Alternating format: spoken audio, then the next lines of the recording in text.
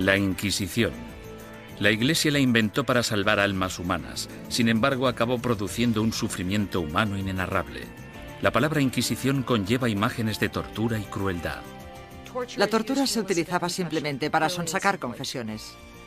Entre sus víctimas se incluyen Juana de Arco y Galileo, pero ¿sabemos realmente qué sucedió y por qué?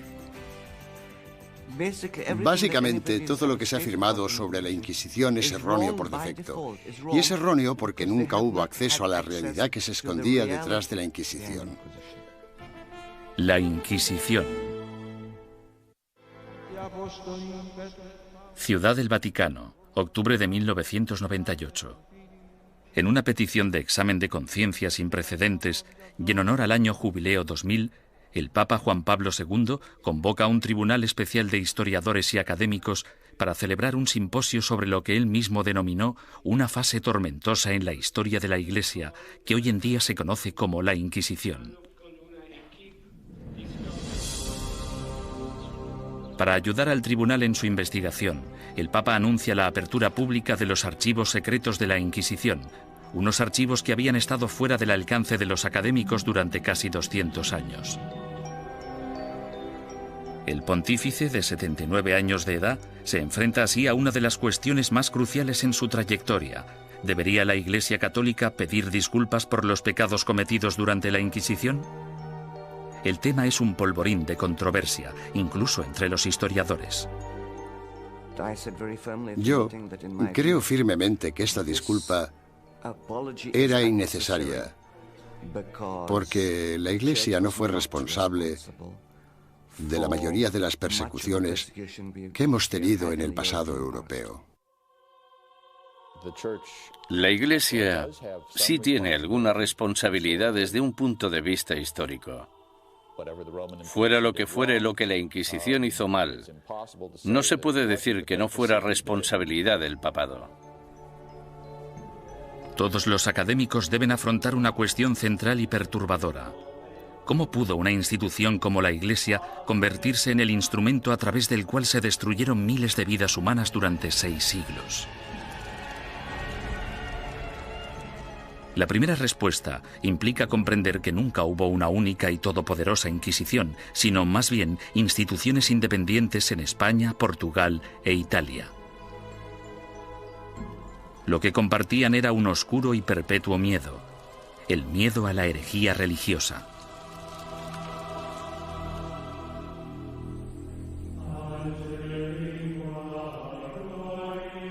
Año 1100 después de Cristo.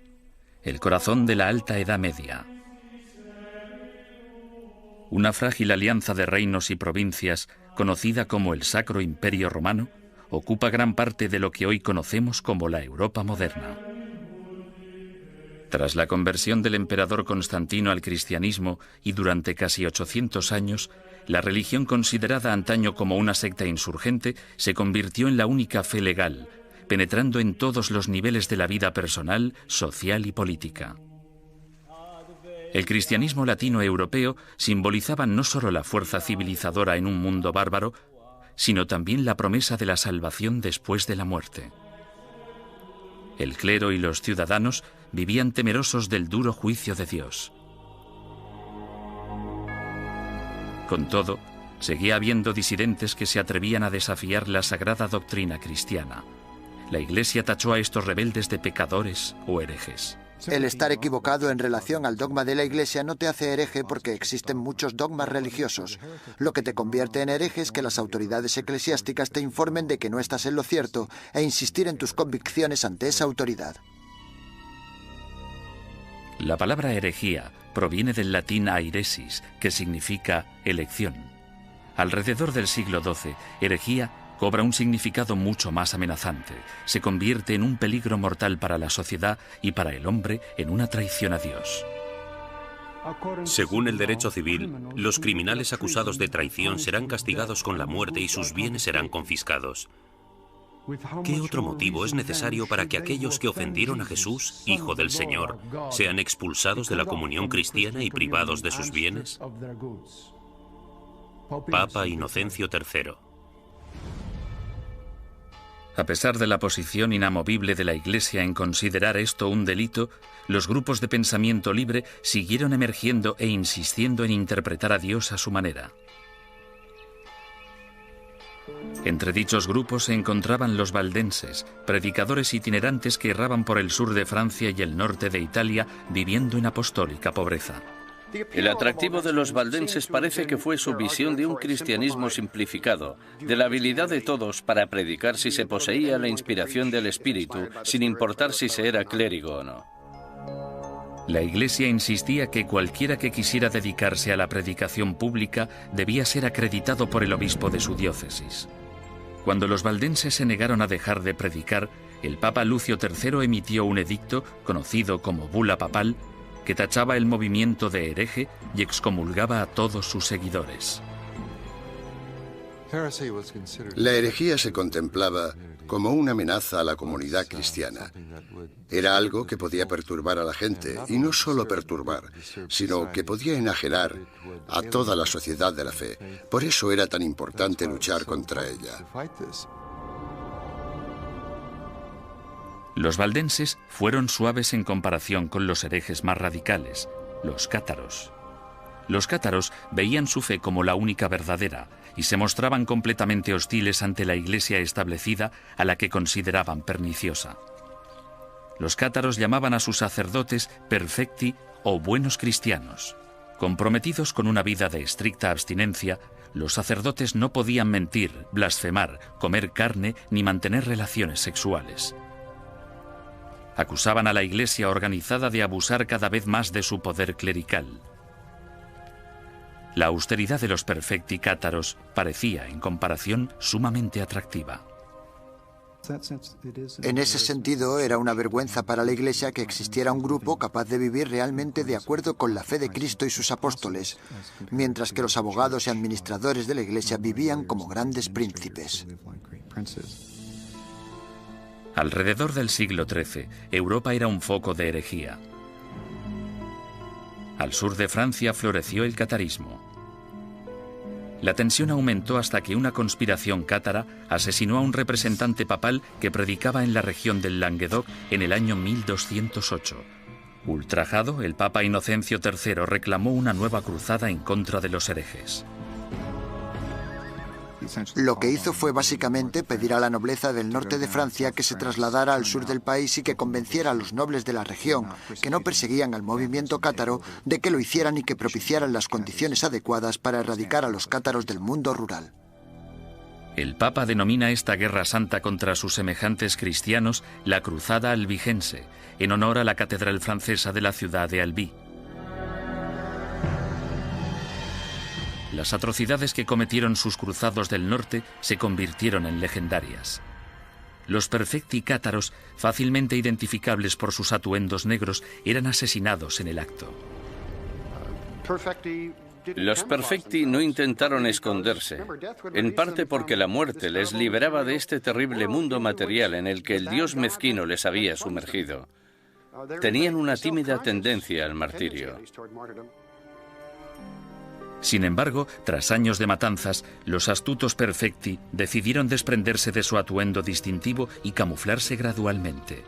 A pesar del celibato, incluso empezaron a viajar con mujeres afirmando que eran sus esposas. El Papa Inocencio III volvía a enfrentarse al mismo rompecabezas del principio. El objetivo de la Iglesia era esparcir la salvación y un hereje muerto solo era bueno para el diablo. El pontífice en apuros consideró el sistema judicial del momento. El procedimiento habitual, el acusatorio, forzaba a la parte injuriada a hacer una acusación pública. Si la parte acusadora no conseguía probar su caso, entonces ésta era castigada del mismo modo en que habrían castigado al acusado. Este proceso hacía que incluso los que tenían una queja real se mostraran reacios a presentar una acusación. Inocencio III se dio cuenta de que esas reglas no servirían para su objetivo a largo plazo. En el año 1215, el Papa congregó a todos los líderes cristianos en el Cuarto Concilio de Letrán, celebrado en Roma. Inocencio utilizó el encuentro para anunciar sus nuevas normas para la persecución de herejes y clérigos descarriados. La Santa Inquisición había nacido.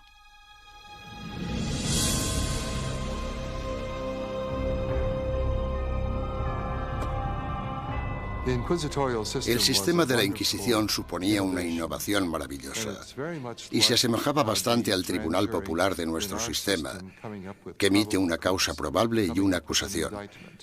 No tenían que demostrar nada, solo necesitaban tener muy claro o tener suficientes indicios que sugirieran la culpabilidad del acusado.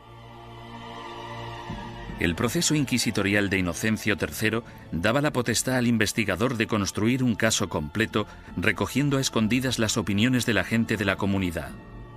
En 1231, el Papa Gregorio IX inicia un concurso público para el nombramiento de nuevos agentes especiales, llamados inquisidores de la depravación hereje.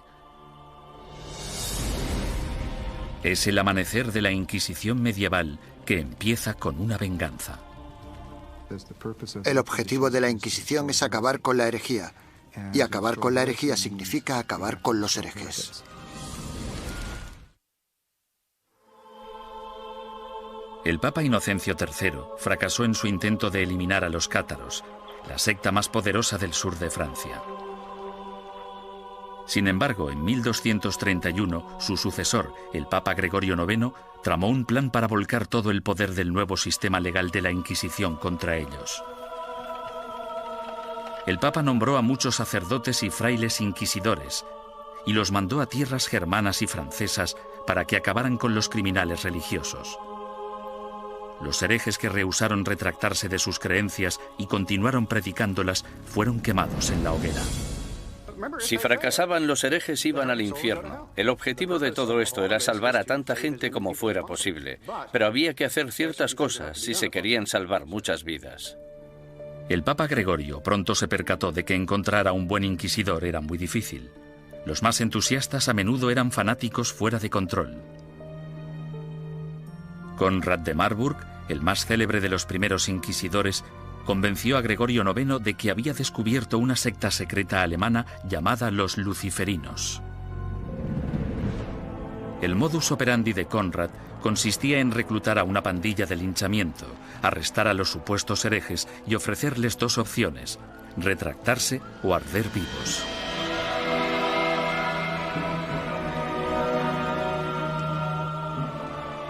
Los historiadores descubrirían más adelante que los luciferinos fueron pura ficción, una invención obsesiva que Conrad creó para impresionar al Papa. El inquisidor papal del norte de Francia no era mejor. Un cátaro convertido de nombre Robert Le Boucre acorralaba a grupos de supuestos herejes y celebraba estrepitosos juicios públicos. En un suceso devastador, 183 cátaros fueron interrogados, sentenciados y quemados vivos en un solo día. Tras años de protesta por parte de los obispos franceses, el Papa finalmente se dio cuenta de que Robert era un extremista peligroso, por lo que le retiró de su cargo y lo encarceló. Había que hacer algo, y tenía que haber alguien mejor para hacerlo que estos individuos, devotos, aunque extremadamente incompetentes y peligrosos. Este fue el momento en el que Gregorio IX se fijó en los dominicanos. Fundada por Santo Domingo en 1216, la Orden Dominicana estaba capacitada para realizar el trabajo de inquisidor. Educados como teólogos, los dominicanos estaban habituados a la vida en la calle y a predicar contra la herejía.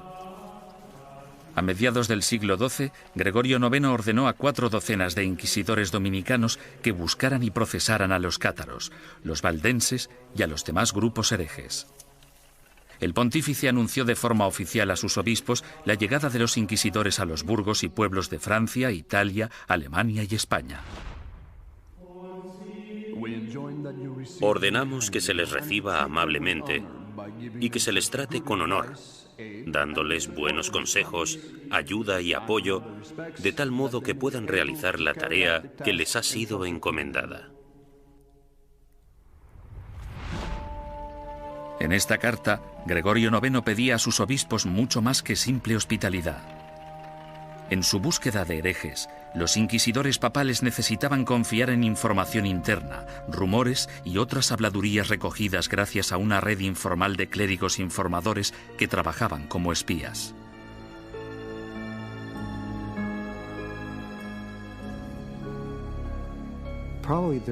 Probablemente sus mejores ojos y su mejor oído en el mundo rural eran los del clero parroquial, puesto que éste vivía en los pueblos, tenía familiares en ellos y por lo tanto estaba atento a los cotilleos locales. En sus incursiones a lo largo de la geografía, los inquisidores llegaban a un pueblo acompañados normalmente de un notario o escribiente para documentar el procedimiento o en ocasiones de un sirviente o un guardaespaldas.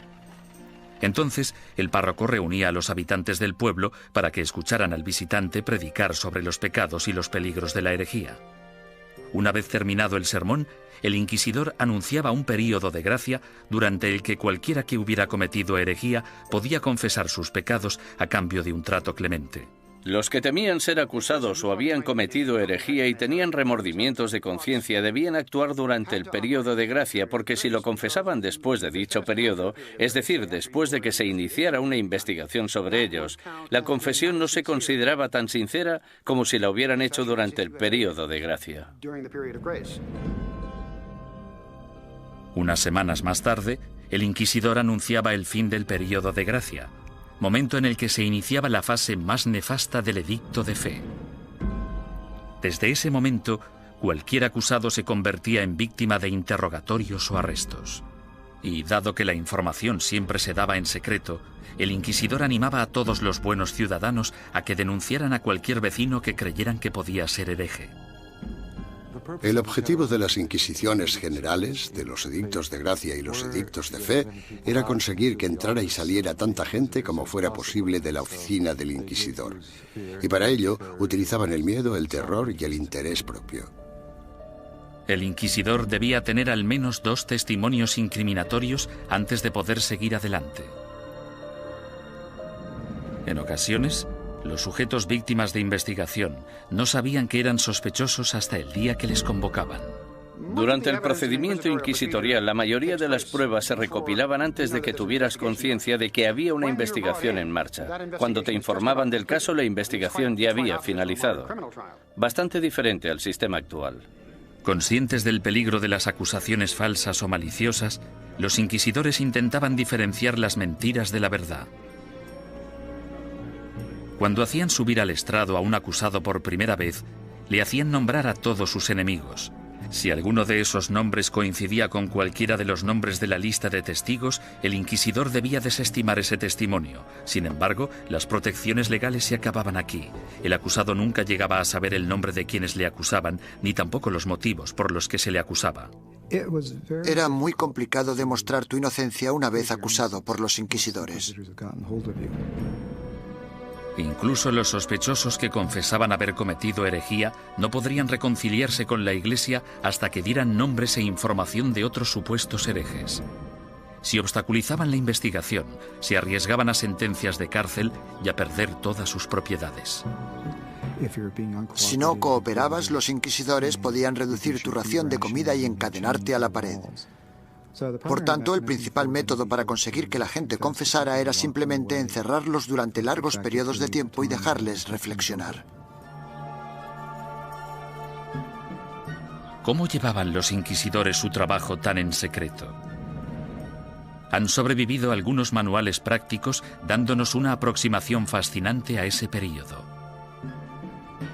Uno de ellos, llamado Conducta de interrogación relacionada con la depravación hereje, fue escrito por un inquisidor retirado, Bernard Guy, en el año 1324. Guy, cuyas hazañas inspiraron la novela histórica En el nombre de la rosa, ofrece docenas de investigaciones en las que recoge 17 años de experiencias de primera mano en lo que él denomina su cruzada personal contra la herejía. El objetivo de la Inquisición es acabar con la herejía. Y para acabar con la herejía, debemos acabar con los herejes. Bernard Guy, 1324. Los inquisidores se consideraban realmente una organización de combate. Eran bastante conscientes de que existían herejes y simpatizantes por todas partes y estaban muy motivados para deshacerse de ellos. En 1376, el inquisidor Nicolás Aymeric de Aragón escribió el libro Directorium Inquisitorium. En él Describía la tenacidad y el compromiso que debía tener un inquisidor de los siglos XIV y XV, e incluso incluyó una lista práctica de trucos inteligentes utilizados para engañar a los sospechosos para que confesaran. Uno de los trucos que me asombró fue el de sentarse con una vitela pequeña en las rodillas y mirarla y comprobarla mientras la persona da su testimonio. Luego, en algún punto dices, no, lo que estás diciendo no puede ser verdad. Está clarísimo que no me estás diciendo la verdad. Y entonces el sospechoso, sometido al interrogatorio, piensa que lo que tienes es la declaración de otra persona cuando en realidad solo tienes una vitela en blanco.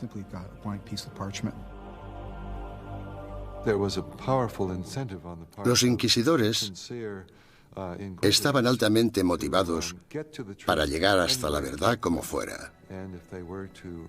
Y si era necesario, pisotear algunos derechos de los acusados, pues se hacía en nombre de la verdad. Existe otro aspecto espeluznante en el trabajo del inquisidor: la tortura. En la Edad Media se consideraba un método aceptable para la detección de mentiras siempre que hubiera razones suficientes para justificarla. En el siglo XX, cuando hablamos de tortura, pensamos en violencia física para obligar a la gente a decir la verdad. En aquel entonces, se trataba de un método para averiguar si el acusado estaba diciendo la verdad. Y este era el rol inicial de la tortura. Era un instrumento legal que entraba en juego en un momento dado del caso y bajo unas circunstancias muy específicas. Antes de 1252, la Iglesia prohibía a los inquisidores que utilizaran la tortura en sus investigaciones. Pero tras el asesinato del inquisidor Pedro Mártir en Lombardía a manos de los cátaros, el Papa Inocencio IV abrió la veda y dejó que métodos antiquísimos, en especial la tortura, entraran en la lucha contra la herejía. El oficial o párroco debe obtener de todos los herejes que capture una confesión mediante la tortura, pues de hecho son todos ladrones y asesinos de almas. Papa Inocencio IV. Por lo tanto, la tortura no fue algo inventado por los inquisidores. En este caso, solo seguían los dictámenes de la ley. La tortura se destinaba a dos tipos de prisioneros: los que se negaban a retractarse y los que parecían saber más de lo que contaban. Los inquisidores escogían la técnica de la tortura, pero dejaban el trabajo en manos de torturadores profesionales, expertos en causar dolor. Para empezar, debían describir la tortura a la persona. Luego debían mostrar los instrumentos de la tortura al acusado. Y tras dar 3 o 4 pasos como estos, el acusado sufría alguno de esos métodos de tortura. Sin embargo, dicho acusado podía decir en cualquier momento: ya he tenido suficiente. La estrapada era uno de los métodos de tortura más populares en la Edad Media y el Renacimiento. Las manos del acusado se le ataban a la espalda y a una cuerda que se colgaba de una viga en el techo. En algunas ocasiones se añadían pesos en los pies de la víctima. Una vez izado, se bajaba al prisionero y se le volvía a levantar de un tirón o se le sacudía violentamente. Los atornilladores de piernas o las prensas de espinillas eran instrumentos mecánicamente más sofisticados para causar dolor. Con cada vuelta de tornillo, más aguda se volvía la presión sobre las piernas del prisionero. En medio de toda esta mutilación se encontraba el notario del inquisidor, apuntando con esmero y fidelidad los acontecimientos de la sesión y listo para anotar la confesión tan pronto se produjera. El clero justificaba todo esto como un acto de benevolencia. Al fin y al cabo, si la tortura llevaba a la confesión, el injuriador podía finalmente reconciliarse con Dios y recibir la salvación.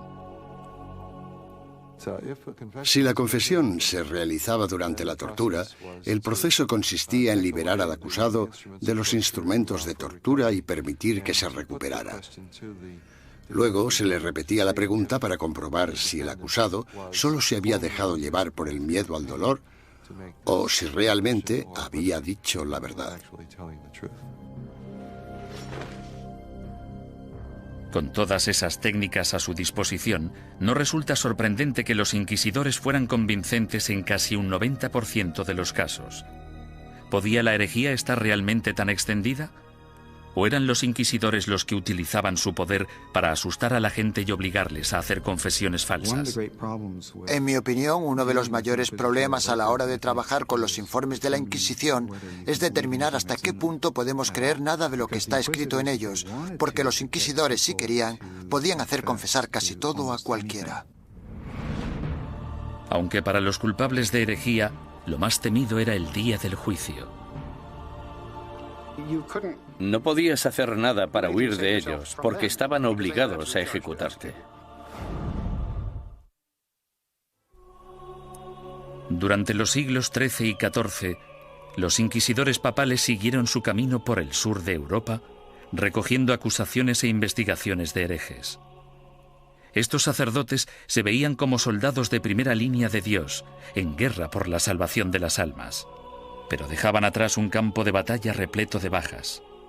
La Inquisición asustaba a los ciudadanos y les obligaba a traicionar a sus amigos y vecinos, destruyendo familias y convirtiendo comunidades pacíficas en una fábrica de mentiras y sospechas.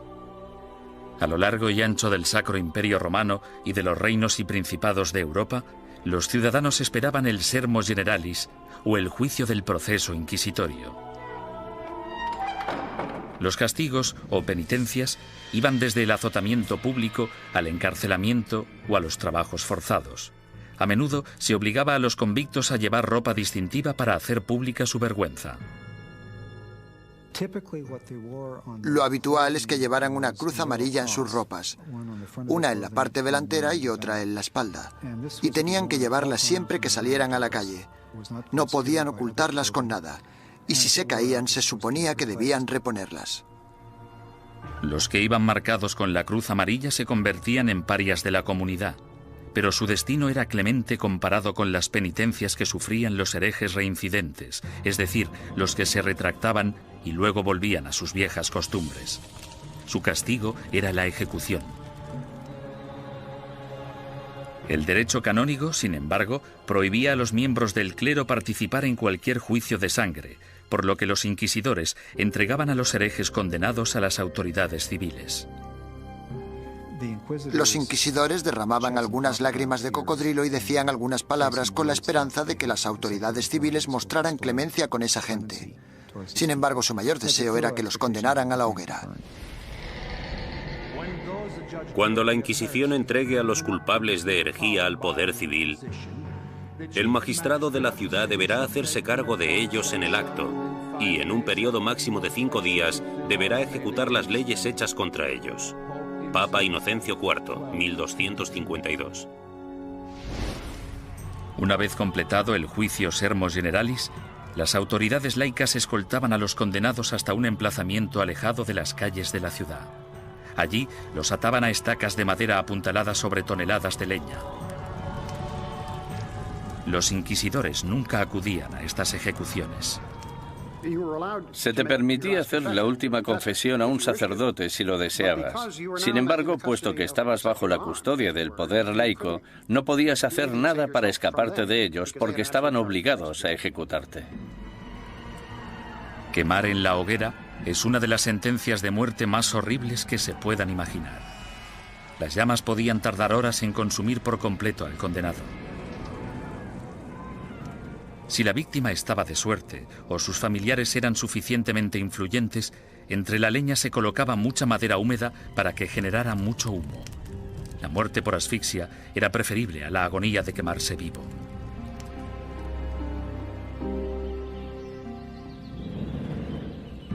Ni siquiera la muerte podía liberarte de las garras de la Inquisición. En ocasiones, personas que habían muerto hacía años recibían acusaciones post-mortem y eran condenadas por herejía. Se saqueaban sus tumbas y se lanzaban sus restos a la hoguera. Desgraciadamente para la familia del fallecido, lo peor aún estaba por llegar.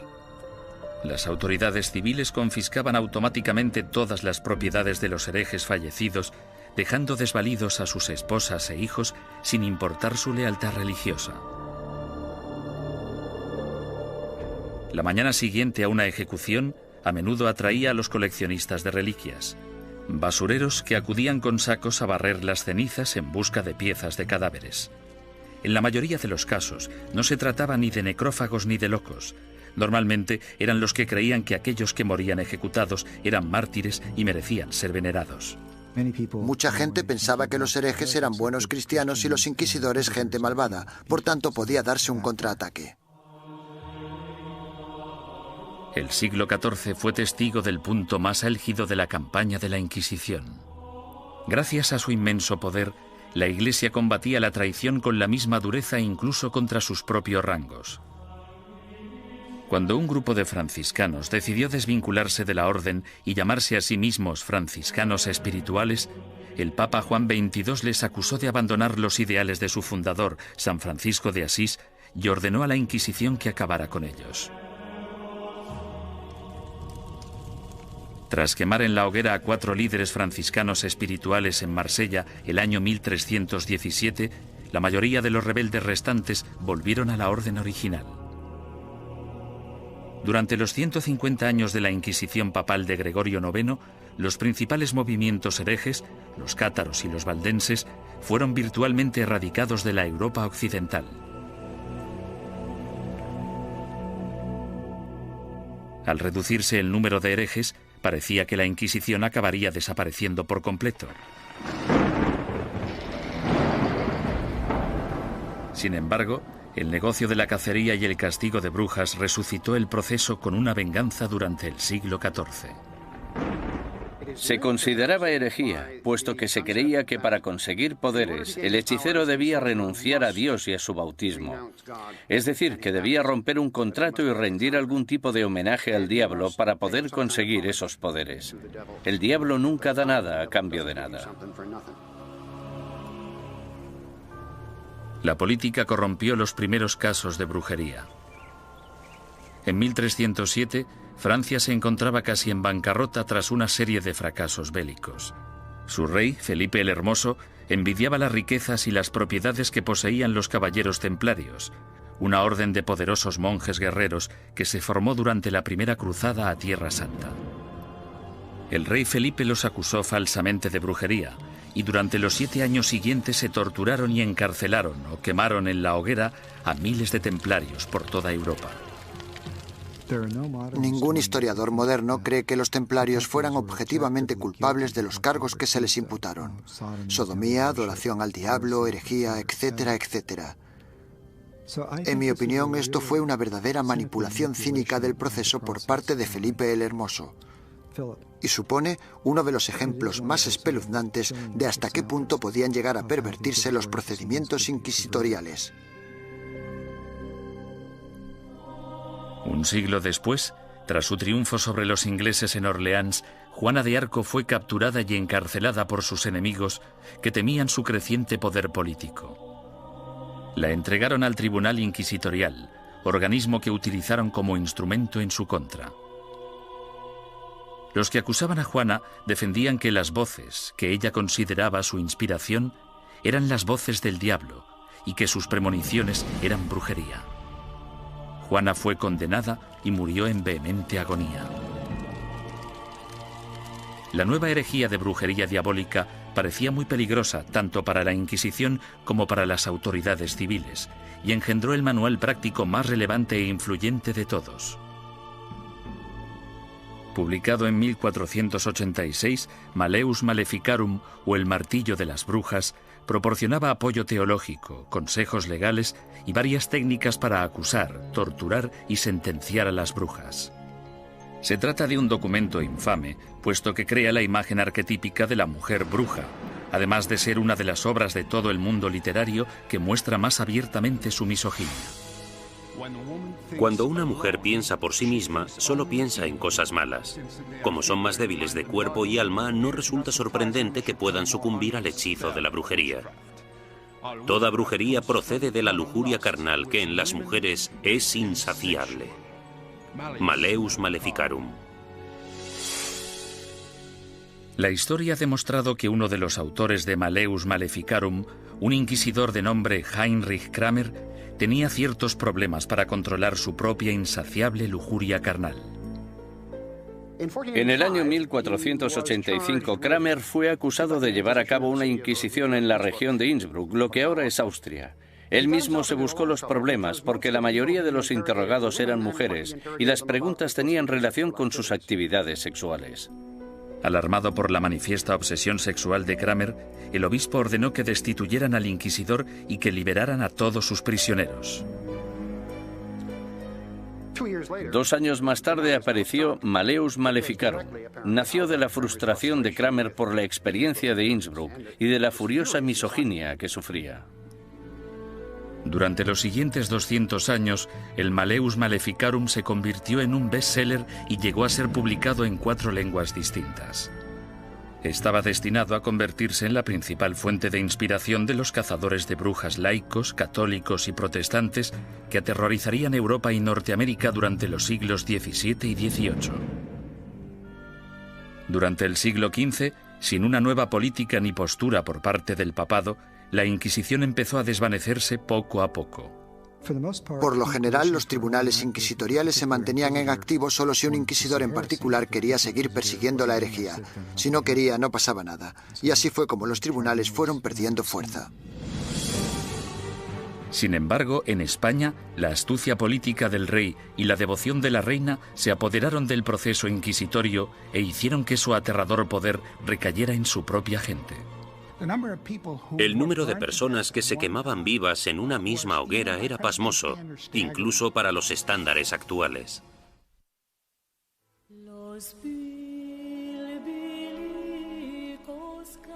La situación de los judíos europeos durante el período medieval siempre fue desesperada.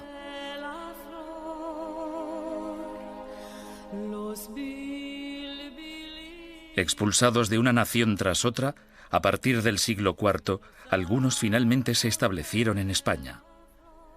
Prosperaron viviendo y trabajando en relativa armonía tanto con musulmanes como con cristianos. Pero a finales del siglo XIV, una serie de problemas económicos y levantamientos sociales despertaron antiguos prejuicios. En las décadas de 1380 y 1390, amotinamientos en contra de los judíos provocaron el incendio de sinagogas y el asesinato de miles de judíos. La solución de las autoridades españolas fue expulsar del país a todos los judíos que no se convirtieran al cristianismo.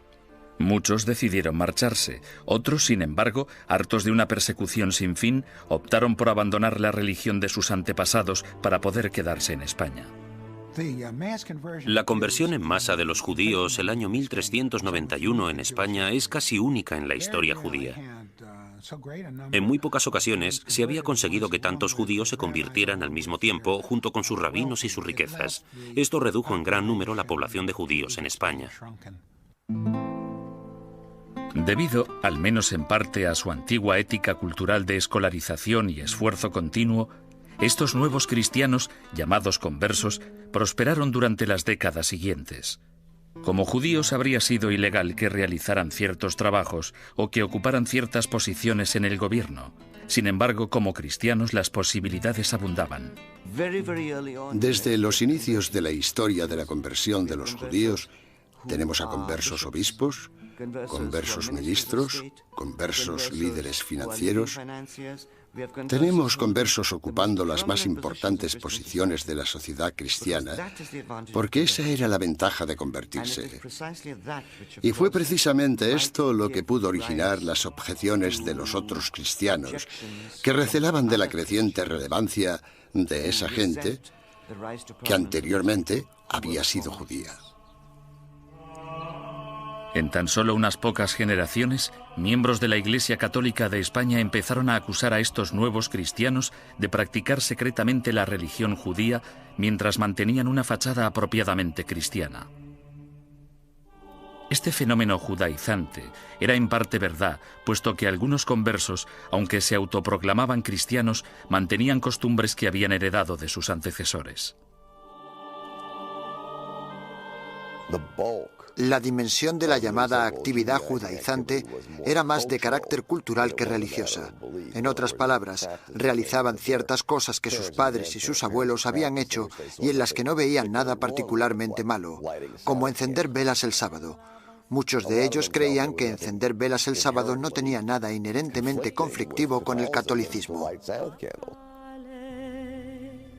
Su condición de cristianos bautizados también significaba que si se intuía de cualquier modo que recaían en el judaísmo, podían ser acusados de herejía. Fue precisamente esta trágica ironía la que les condujo hacia su destrucción.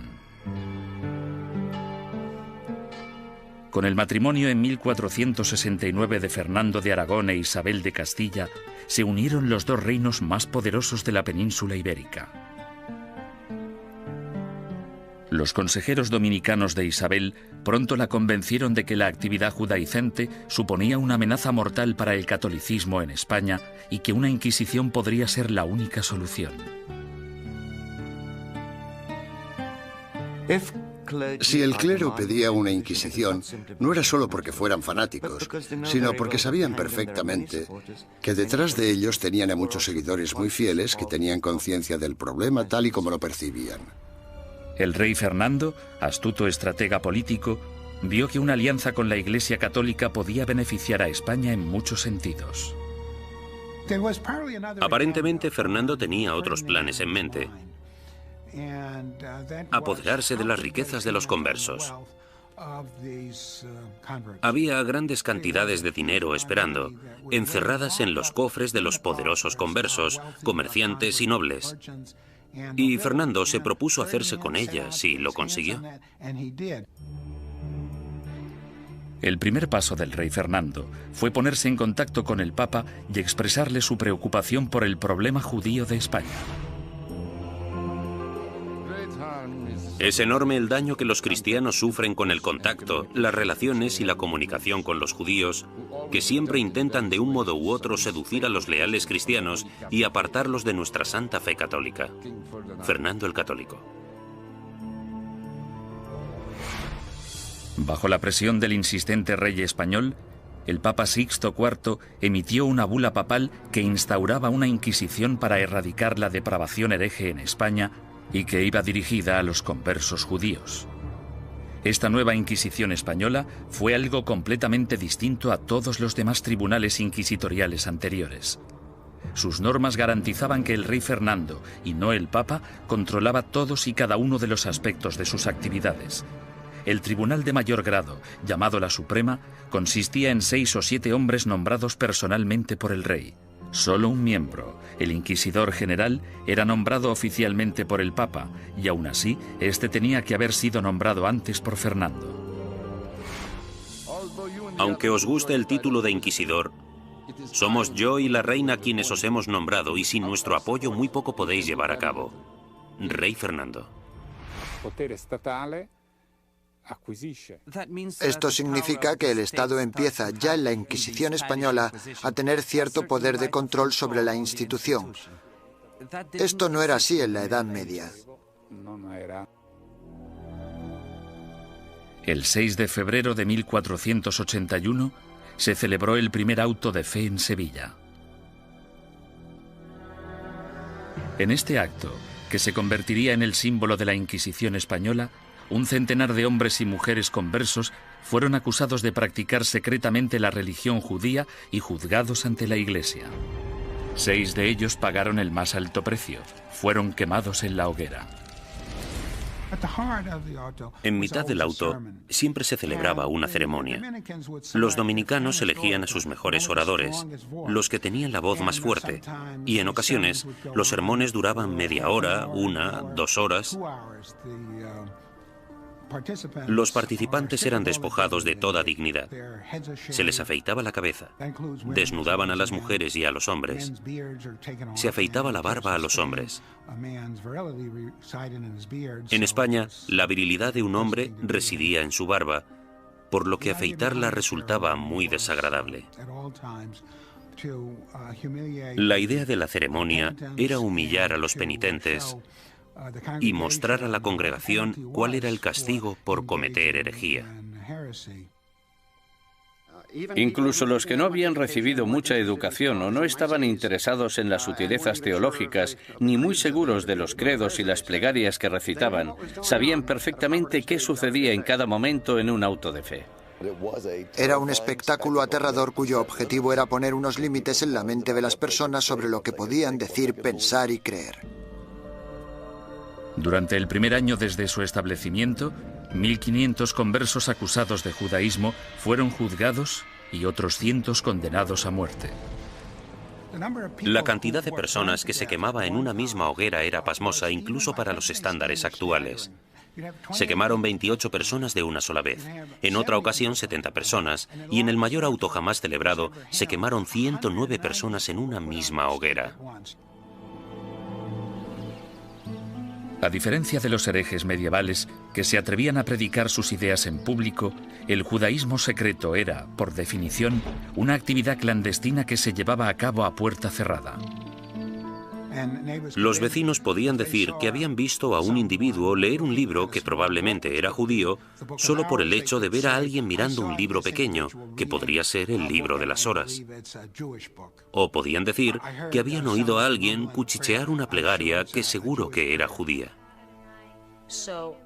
Por tanto, encender velas, darse un baño, lavar la ropa, tratar, preparar y comer carne en día de pescado, como podían ser los viernes o los miércoles, podía causarte grandes problemas si tus vecinos se percataban y tenías mala relación con ellos.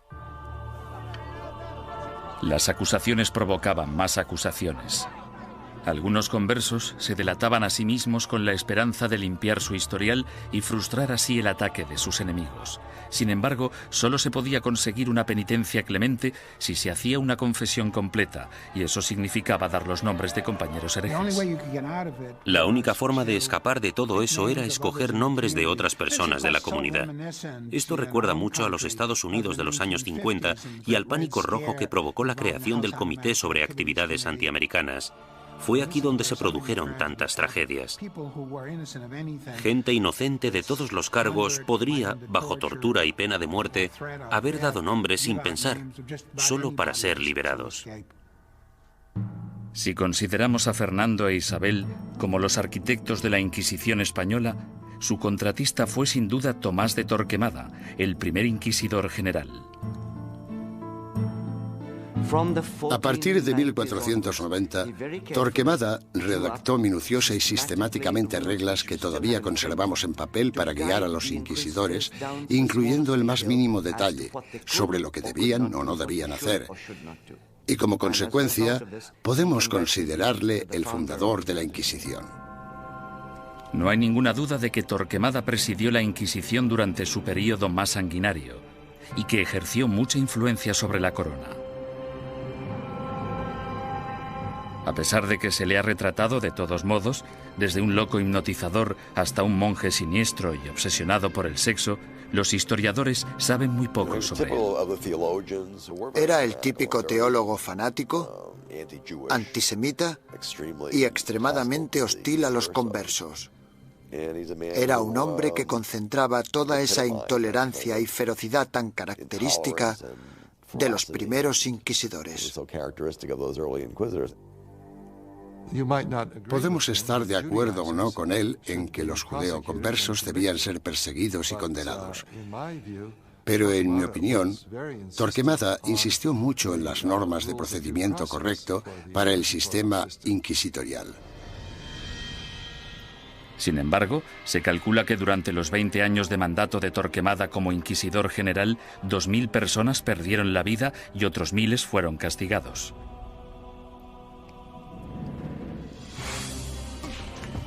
A ello se le sumó un alocado complot de asesinato que selló el destino de los judeoconversos españoles y aseguró el papel de la Inquisición en España durante los siguientes 200 años. Los judíos no ganaban nada convirtiéndose. La situación social no cambió en ningún sentido. Solo podía empeorar para la gente de origen judío. 5 años después de su nacimiento, la Inquisición se encontraba en plena forma, ganándose a pulso su temible reputación. Los conversos españoles, los judíos convertidos al catolicismo, no podían acudir a ningún lado en busca de justicia. Tanto la Iglesia como las autoridades civiles seguían la misma lógica aplastante. Todos los conversos que rehuían la Inquisición eran, por defecto, culpables. Todos los que daban el paso y se delataban a sí mismos eran, puesto que lo admitían, culpables. Y todos aquellos que eran juzgados y condenados eran, evidentemente, culpables. Los procedimientos interinos del Tribunal de la Inquisición se mantenían en privado y los informes se protegían cuidadosamente, incluso de la corona. Cuando la Inquisición española arrestaba a alguien, esa persona simplemente desaparecía en la cárcel hasta que la Inquisición acababa con ella. Los familiares y amigos quedaban a la espera, llenos de preocupación y sin poder ayudar. Los españoles convirtieron este hecho en un verdadero fetiche, el secreto. Me refiero a que este era uno de sus principios fundamentales, la creencia de que el prestigio de la institución dependía en gran medida de la capacidad de mantener intacto el secretismo. Para los acusados, la naturaleza surrealista y casi arbitraria del proceso generaba terror. No existía ningún juicio. Eran más bien audiencias tras las que el prisionero volvía a su celda. Después de todo el sufrimiento, que podía prolongarse durante semanas o meses, el acusado podía no llegar a saber los crímenes de que se le acusaba. Se le exigía constantemente, a veces bajo amenazas de muerte, que confesara. El acusado tenía que inventar explicaciones sin saber la naturaleza de la denuncia que se había interpuesto contra él. Y esto, a menudo, llevaba al encarcelamiento masivo de prisioneros que se negaban a confesar, porque creían que no tenían nada que confesar, y probablemente tenían razón.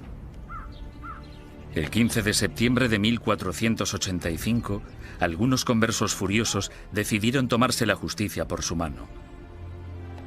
Como inquisidor, Pedro Arbués se arrodilló delante del altar de la Catedral de Zaragoza. 8 asesinos le atacaron con cuchillos.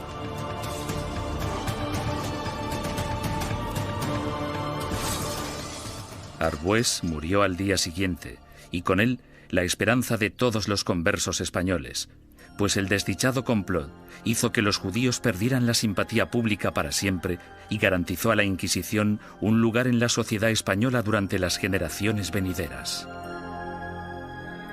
Entre los académicos hay una pregunta obvia que ha generado más debate que cualquier otra. ¿Practicaban realmente los conversos el judaísmo en secreto o fueron simplemente cabezas de turco de la intolerancia? El problema desde un punto de vista técnico es que la única fuente de información que tenemos para responder a esta pregunta proviene del Santo Oficio. En consecuencia, el tema a tratar es, ¿debemos creer totalmente en los hermanos del Santo Oficio que investigaron a los conversos? ¿O debemos pensar que fue básicamente un fraude, una gran exageración basada en falsos testimonios? A petición del inquisidor general Torquemada, en marzo de 1492, el rey Fernando emitió otro edicto de expulsión.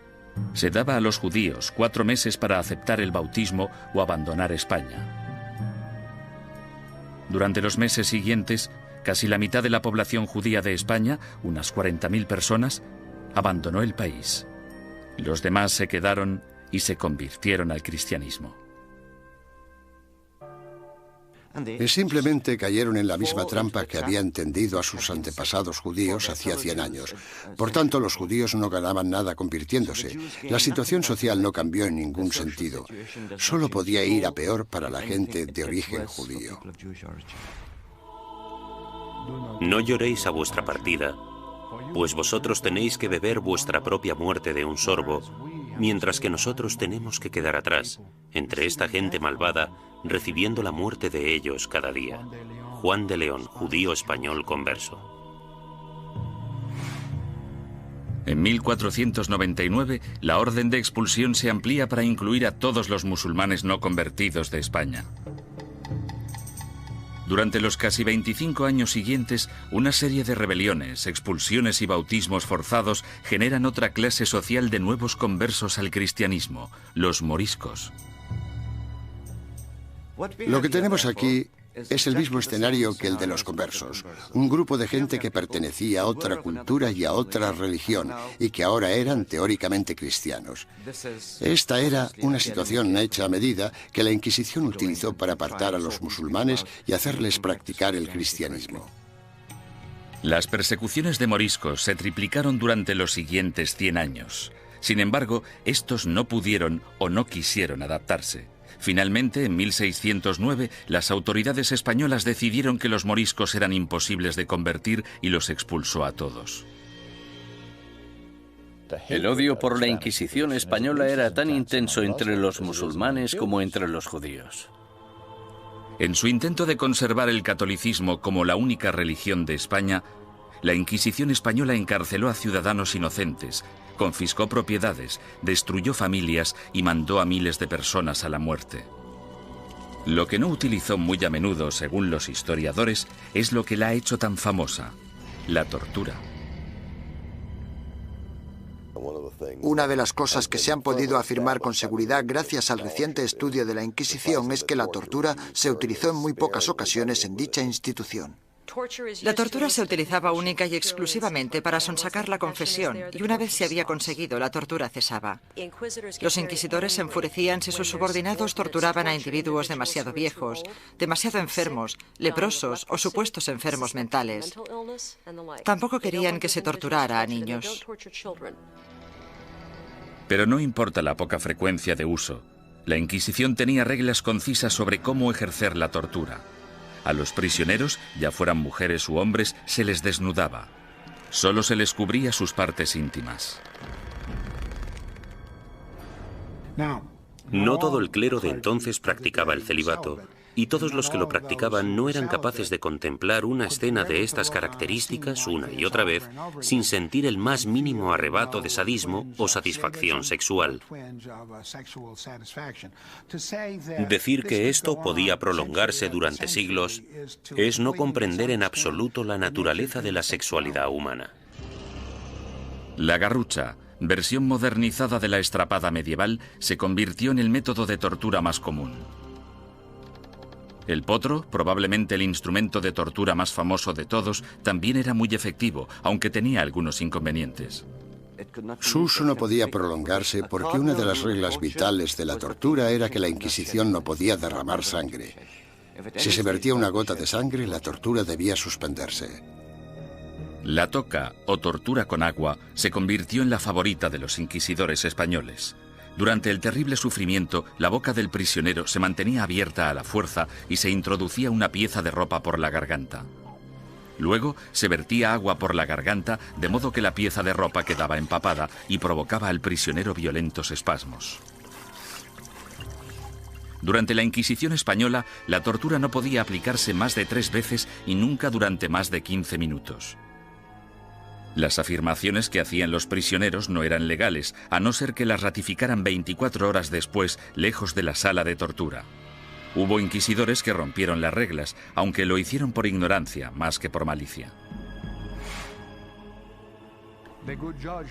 El buen juez debe hacer caso omiso de los gritos, lloros, suspiros, temblores o del dolor del acusado.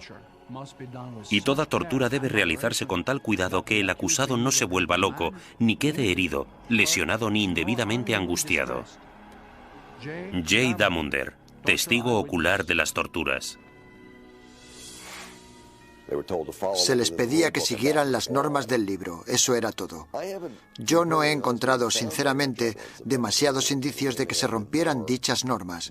Me refiero a que tal vez estaban más dispuestos a seguir los procedimientos que los policías de hoy en día. La Inquisición española realizó algunas innovaciones en el área del castigo. La cruz amarilla que llevaban los herejes medievales en sus vestimentas evolucionó hasta un atuendo llamado San Benito. Estas ropas debían vestirse en el juicio conocido como el auto de fe o acto de fe, y luego por encima de la ropa de calle mientras durara la penitencia. La gente que iba por la calle era objetivo de todo tipo de comentarios sarcásticos. Los niños les tiraban piedras, todo esto hacía muy difícil poder ganarse la vida. Ni tan siquiera la muerte liberaba al hereje de la vergüenza. El hábito con el que se enterraba al difunto se colgaba en la parroquia del lugar para recordar a todo el mundo en la ciudad que esa persona y su familia estaban relacionados con la herejía. Muerte y humillación no eran los únicos escollos de la Inquisición. Uno de sus castigos más temidos era convertirse en esclavo en las galeras españolas. Se cree que este castigo fue invención del mismísimo rey Fernando. No tenía nada que ver con la religión, la herejía ni cualquier otra cosa. Pero el rey Fernando se percató de que mucha de esta gente estaba siendo castigada con penas del todo inútiles y pensó, buena idea, ¿por qué no utilizamos a esta gente? Porque yo necesito remeros en mis barcos. Después de la muerte, ser enviado a las galeras era el castigo de la Inquisición española más temido. No puedo imaginarme nada peor que ser esclavo en las galeras. Yo casi preferiría que me quemaran. Al menos acabaría rápido. Durante la expulsión del año 1492, miles de judíos cruzaron la frontera con Portugal, engrosando allí la población judía y reanimando viejas tensiones raciales. A causa de los alborotos resultantes, los judíos portugueses fueron obligados a convertirse al cristianismo, y en 1532 el rey Juan III insistió en que Portugal tuviera su propia Inquisición. Durante 10 años, los ricos conversos portugueses utilizaron todas las formas de persuasión posible, incluyendo enormes sobornos, para convencer al Papa de que no instaurara una Inquisición en su nuevo santuario. Muchos conversos españoles se fueron a Portugal y de hecho pronto superaron en número a la comunidad portuguesa. Dichos conversos creían que en Portugal estarían a salvo hasta que, evidentemente, los portugueses instauraron su propia Inquisición y todo cambió. La Inquisición portuguesa se puso a trabajar de inmediato con los sospechosos de siempre. Entre 1547 y 1580 se celebraron 34 autos de fe en Portugal con casi 2.000 penitentes y 169 ejecuciones. Las persecuciones fueron tan letales que los conversos, la mayoría de los cuales apenas habían emigrado a Portugal desde España, decidieron volver a su tierra natal y enfrentarse a lo que parecía el mal menor de las dos malvadas instituciones. Tras la conquista militar española del Imperio Azteca en 1521 por Hernán Cortés, los conversos portugueses y españoles pronto emigraron a las Américas en busca de un nuevo comienzo. Pero la Inquisición española les siguió de cerca e inició investigaciones en la recién fundada Ciudad de México. En 1528, 2 conversos españoles fueron quemados en la hoguera tras el primer auto de fe celebrado en tierras del Nuevo Mundo. Las primeras oleadas de sacerdotes españoles también consideraban su deber guiar a la población americana lejos de sus creencias paganas y ayudarles a adoptar el cristianismo. Tras un periodo inicialmente optimista sobre lo que se creía una conversión extendida, la segunda generación de prelados españoles en el Nuevo Mundo empezó a tener dudas sobre si los indios seguían siéndolo a escondidas después de ser bautizados, del mismo modo que se creía que los conversos seguían siendo judíos tras el bautismo. En contra de la política estricta y reacia aplicada tanto a judíos como a musulmanes en España, la Suprema finalmente decidió que los indios simplemente eran incapaces de asimilar las creencias cristianas y que, por tanto, estaban fuera del alcance de la conversión. Sin embargo, la Inquisición pronto se enfrentaría a su mayor enemigo hereje de todos los tiempos, el protestantismo. Y en ocasiones incluso fueron torturados por la Inquisición, lo que parece muy injusto, pero eran protestantes y eran una presa fácil.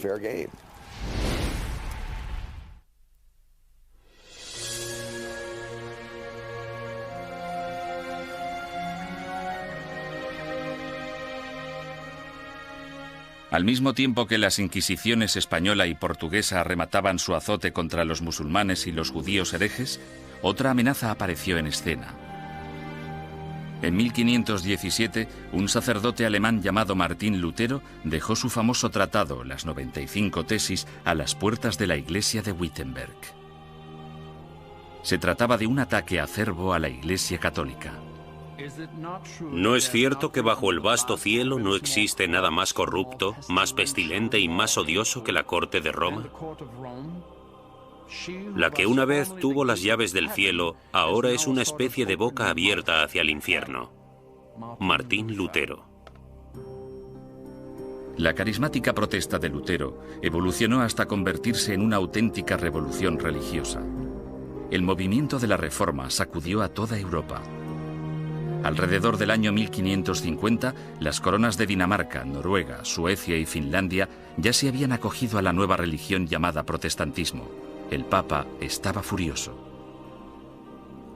La forma en la que se contemplaba desde Estados Unidos la amenaza soviética de los años 50 y 60 sería muy parecida a la forma en la que Roma en aquel entonces contemplaba la amenaza protestante.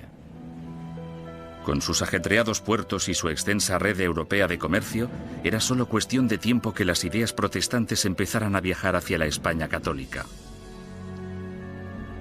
En 1577, dos grupos independientes de adinerados protestantes convertidos fueron descubiertos y arrestados en Sevilla y en Valladolid. Estos arrestos de finales de 1550 fueron terribles para la administración inquisitorial y para el gobierno real, puesto que muchos de los sospechosos ocupaban altos cargos en la burocracia gubernamental.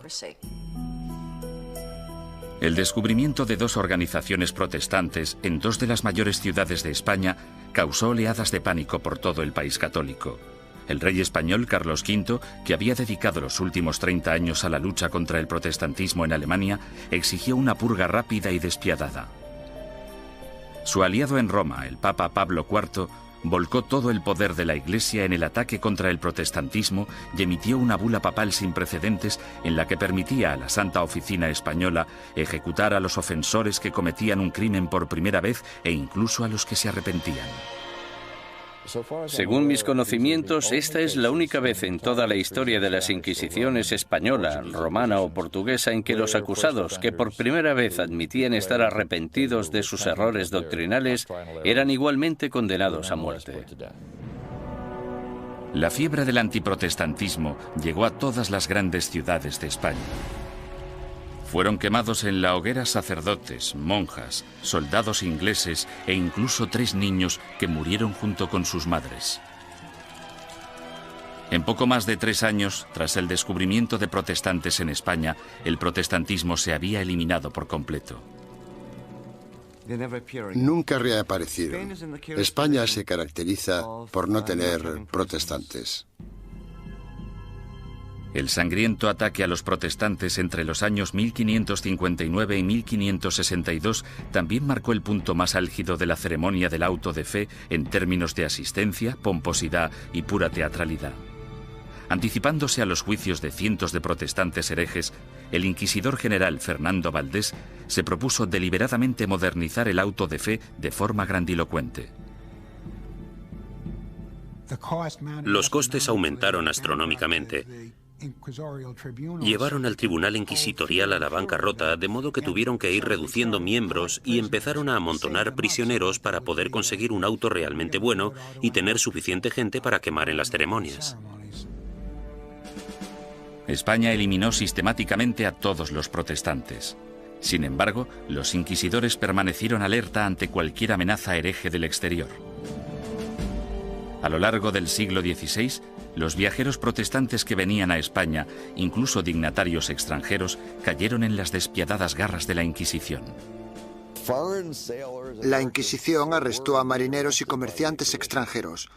En ocasiones incluso llegó a torturarlos, lo que es muy injusto, pero eran protestantes y eran una presa fácil.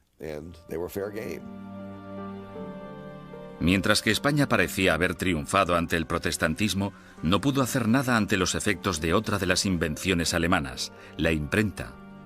Hacia finales del siglo XVI, libros y panfletos escritos por víctimas de la Inquisición española avivaron el negocio de forma importante. Los líderes protestantes, que aspiraban a poner el mundo en contra de la España católica, explotaron estos horribles relatos de tortura, encarcelamientos y muerte. Las cuerdas, que eran de tamaño pequeño, se ataban a los huesos del prisionero atravesándole la carne y haciendo que la sangre borboteara por 8 puntos diferentes al mismo tiempo. Mientras el prisionero se resistía a hacer cualquier confesión respecto a lo que los inquisidores le preguntaban, tiraban de las cuerdas de esta manera 4 veces sucesivas. John Foxe, El libro de los mártires. La mala publicidad de la Inquisición no era el único escándalo al que se enfrentaba la Iglesia católica. En 1542, Roma fue sacudida por la noticia de que Bernardino de Ochino, el líder de la admirablemente austera y piadosa orden católica de los capuchinos, había abandonado Italia para unirse al protestantismo. La deserción de Ochino, una de las figuras relevantes más admiradas en la Iglesia, finalmente incitó al Papa a tomar una decisión. La respuesta del papado a este tipo de escándalos fue la creación de lo que se esperaba que fuera un método más eficaz de rastreo de herejes para detenerlos antes de que se convirtieran en una amenaza o en causa de bochorno. El 4 de julio, el Papa Pablo III ordenó el establecimiento de una Inquisición romana, la primera Inquisición en suelo italiano en más de 200 años. Una comisión de 6 cardenales dirigiría el Santo Oficio, aunque a diferencia de la versión española, dirigida por la Corona, el poder de la Inquisición romana estaba única y exclusivamente en manos del Papa. Independientemente de lo que hiciera mal la Inquisición, no se puede decir que no fuera un error del papado. Durante el siglo XVI, la Inquisición romana gozó de gran prestigio y poder político. Los papas Pablo IV y Pío V subieron al poder tras servir a la Iglesia como inquisidores. A pesar de sus sangrientos mandatos, en términos de número de protestantes ejecutados, estudios recientes muestran que la Inquisición romana fue pionera en reformas judiciales que serían las predecesoras del sistema legal actual. Los prisioneros de la Inquisición romana podían disponer de un abogado e incluso reunir testigos que testificaran a su favor. 300 años antes de que se inventara la figura del abogado de oficio, la Inquisición romana ya proporcionaba abogados gratuitos a los indigentes acusados. Como mínimo, la Inquisición escuchaba o pretendía escuchar las explicaciones del acusado de un modo que los demás sistemas judiciales no contemplaban. La justicia civil era en muchos sentidos peor que la del Santo Oficio. Torturaban a los acusados más despiadadamente, los condenaban con más rapidez. Los acusados no morían a causa de la tortura en el sistema inquisitorial, sí en cambio en los tribunales civiles. Sin embargo, la Inquisición romana se volvió en contra de algunos de los mayores pensadores del Renacimiento. Estaban muy preocupados por el tema de las escrituras y parecía que Galileo las cuestionaba basándose en cuestiones muy controvertidas en aquel entonces. El ataque de la Inquisición romana contra el protestantismo supuso mucho más que arrestos, castigos y ejecuciones. En 1559, el Vaticano publicó su Índice de Libros Prohibidos, en el que listaba cientos de libros y autores considerados peligrosos para la fe y la moral de los buenos católicos. Cualquier ciudadano que poseyera uno de estos libros prohibidos podía ser arrestado.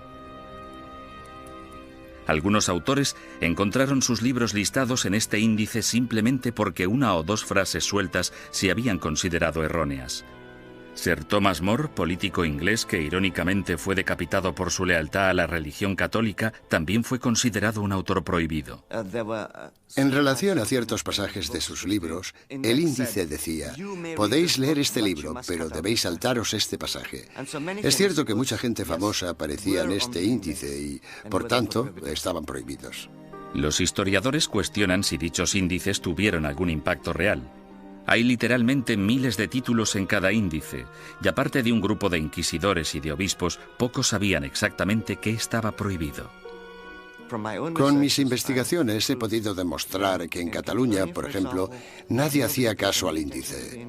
A lo largo de todo el siglo XVI, las librerías de Barcelona vendieron públicamente libros que aparecían en el índice de libros prohibidos.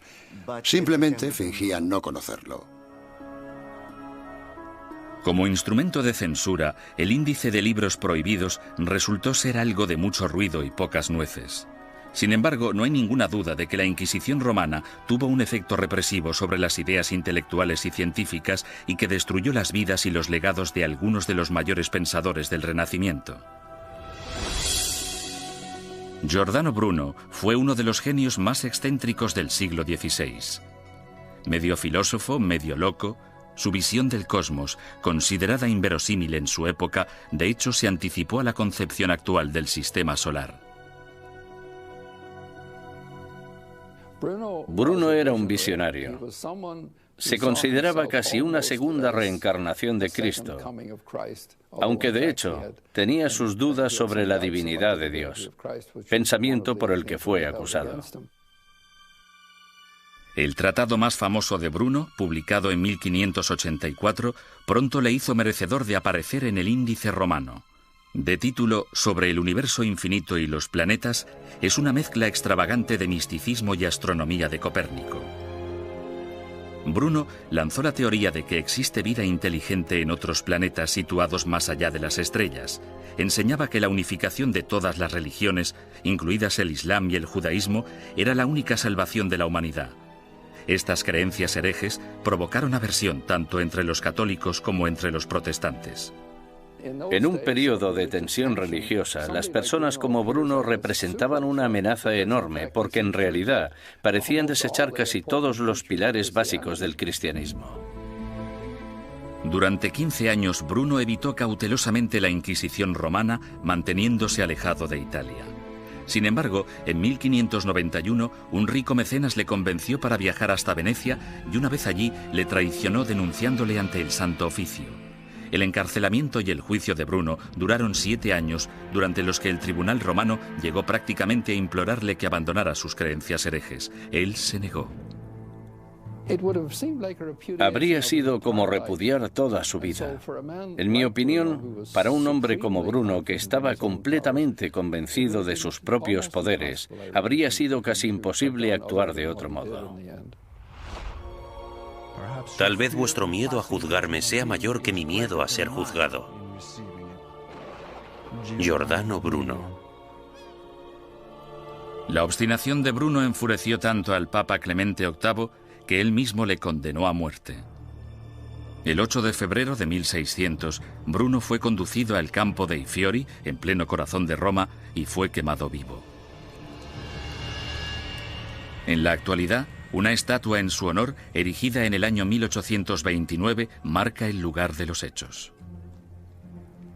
Otro intelectual renacentista, Galileo Galilei, también desató la ira de la Inquisición. Cuando construyó el primero de sus famosos telescopios en el año 1609, Galileo ya era un físico y profesor de matemáticas de fama mundial. En 1613 publicó 2 libros más, Mensajero Celestial y Manchas Solares, en los que defendía la teoría de Copérnico, según la cual la Tierra no solo gira sobre sí misma, sino que además da una vuelta anual alrededor del Sol. Oficiales ultrajados de la Inquisición denunciaron las creencias de Galileo y citaron numerosos pasajes de las Santas Escrituras que describen la Tierra como centro estático del universo. A los cardenales no les preocupaba demasiado qué era lo que giraba alrededor de qué. Les preocupaba mucho el tema de las escrituras, y Galileo parece que las cuestionaba con ideas muy controvertidas para la época. Sin embargo, Galileo vuelve a cuestionar a la Iglesia y toma una decisión asombrosa. Durante años ha habido un debate tremendo, sobre todo durante el último siglo, sobre qué debería haber hecho Galileo. En 1616, Galileo evitó ser juzgado y castigado por la Inquisición romana cuando aceptó dejar de enseñar sus rompedoras teorías planetarias. Con todo, 16 años después, alentado por el hecho de que su viejo amigo y admirador, el cardenal Barberini, se convirtió en el Papa Urbano VIII, el célebre científico publicó un nuevo manifiesto en el que reforzaba sus antiguas ideas. En esta ocasión, Galileo no calculó bien sus pasos, pues no solo produjo pánico en la Inquisición, sino que también provocó la ira de su antiguo aliado, el Papa. En mi opinión fue ese factor, la aversión personal, la oposición personal del Papa, lo que en gran parte hizo que el Santo Oficio procediera como lo hizo. Tenía una gran influencia. Galileo fue acusado de herejía.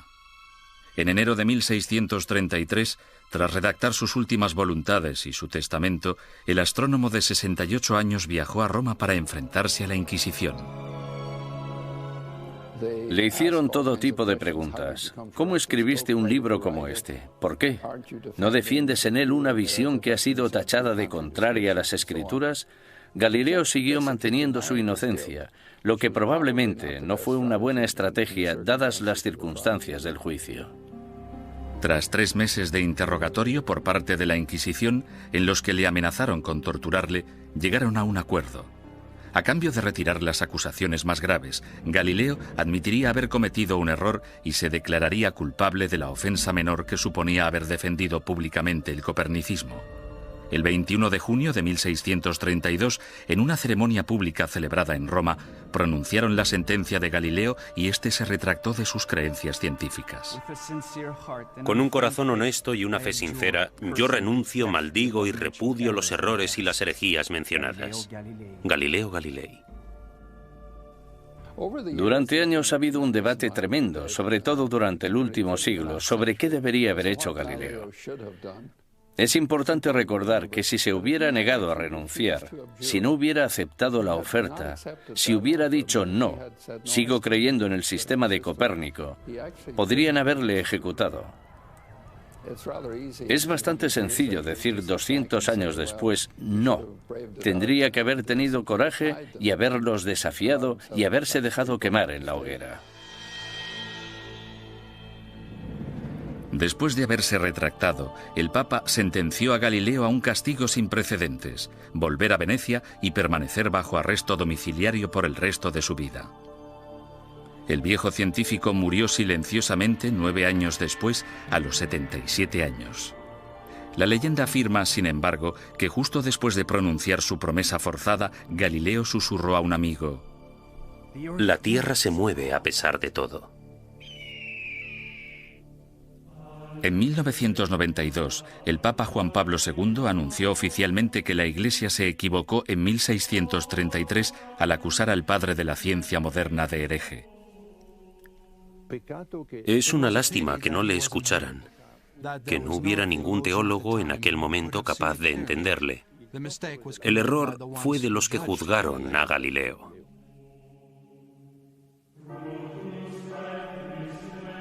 Los siglos XVII y XVIII fueron un período de declive para todas las inquisiciones. En España, aparte de la necesidad de erradicar a los conversos acusados de practicar secretamente el judaísmo, la Inquisición española se centró en la persecución de comportamientos personales inaceptables, como por ejemplo la homosexualidad, la bigamia y el adulterio, así como también los crímenes del clero. Las ceremonias de castigo, los autos de fe, siguieron celebrándose de forma esporádica en el siglo XVIII. Sin embargo, el prestigio de la Inquisición quedó mancillado cuando Felipe II rechazó expresamente acudir al auto celebrado en honor a su coronación. Los propios españoles empezaron a ver la Inquisición como un instrumento anticuado. Y a partir del año 1730 desapareció por completo. Inspirado por los ideales y las reformas de la Ilustración, Portugal empezó a desmantelar su oficina de la Inquisición. Alrededor de 1773, los autos de fe se ilegalizaron y las distinciones entre cristianos viejos y cristianos nuevos se eliminaron de las leyes portuguesas. Fue necesario que el ejército de Napoleón invadiera Italia y España para acabar definitivamente con la Inquisición. Algunas de las primeras acciones del régimen francés al entrar en Madrid en 1808 fueron abolir la Inquisición, confiscar todas sus propiedades y llevarse todos los archivos que encontraron. Napoleón fue incluso más lejos en Roma, donde no solo confiscó los archivos, sino que también se llevó como prisionero al Papa. En 1814, el imperio napoleónico se derrumbó y el Papa Pío VII regresó sano y salvo a Roma. Finalmente, en el año 1820, la Inquisición española fue ilegalizada completamente. Al oír la noticia, grupos de ciudadanos asaltaron el palacio, quemando y destruyendo todos los informes inquisitoriales. Algunas personas cuyos familiares habían sido juzgados no querían que se supiera. Por eso los robaron y los destruyeron. A pesar de la aplastante realidad, el papado se negó a admitir que el final de la Inquisición era inevitable. La Inquisición romana continuó ejerciendo teóricamente, no en la práctica, durante los siguientes 150 años. En 1965, el Papa Pablo VI reorganizó el Santo Oficio llamándole la Congregación para la Doctrina de la Fe. Todavía existe en la actualidad, aunque solo interviene como consejera en asuntos eclesiásticos. No realiza investigaciones ni impone la doctrina de la Iglesia.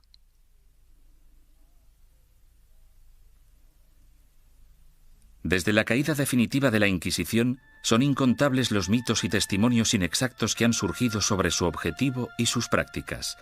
Los descubrimientos realizados en documentos nunca vistos, así como en los archivos de la Inquisición abiertos por el Vaticano recientemente, han ayudado a desbancar algunos de ellos. Por ejemplo, se ha podido demostrar que algunos recuentos de personas quemadas en la hoguera eran enormemente exagerados. La gente decía que se habían quemado 200 personas. De esas 200, quizá 3 fueran reales y 197 imaginarias. Poco a poco hemos podido fijar los números reales de las personas que fueron ejecutadas. Han sido necesarios muchos siglos para comprender que algo estaba mal. Debemos tener en cuenta el contexto y la mentalidad. Mucha gente creía que la Inquisición era un instrumento necesario y, aunque no gustaba demasiado, se aceptaba. Sin embargo, otros eruditos advierten que una visión revisionista de la Inquisición nos podría estar llevando demasiado lejos en la dirección errónea. Era una institución malvada. Si se mira todo en conjunto, yo diría que la Inquisición fue exactamente como la han descrito y que no necesitamos un lavado de cara de la Inquisición más de lo que necesitamos una revisión del Holocausto.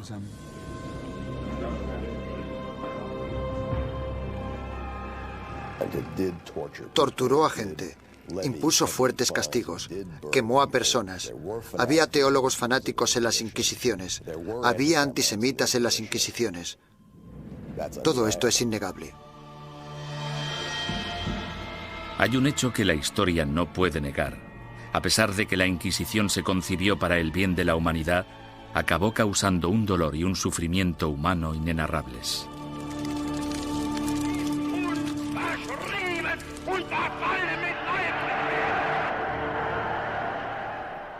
Las Inquisiciones existieron durante casi 6 siglos y lucharon por la necesidad de un grupo de imponer sus ideas sobre las de los demás. Esa necesidad sigue existiendo en la actualidad.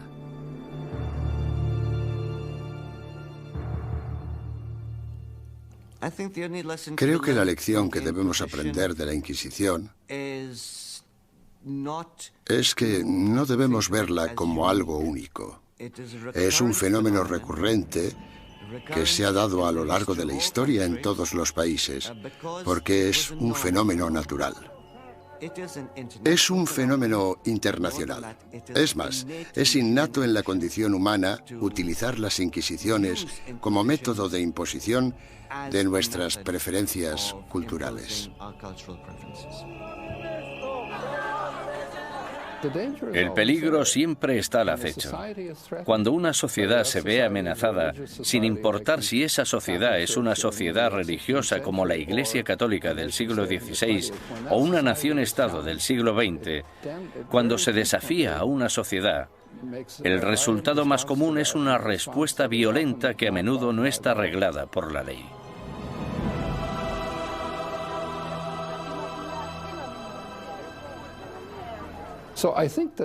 Por lo tanto, creo que esta reacción ante la amenaza es tan antigua como la humanidad y, sin duda alguna, perdurará en el futuro.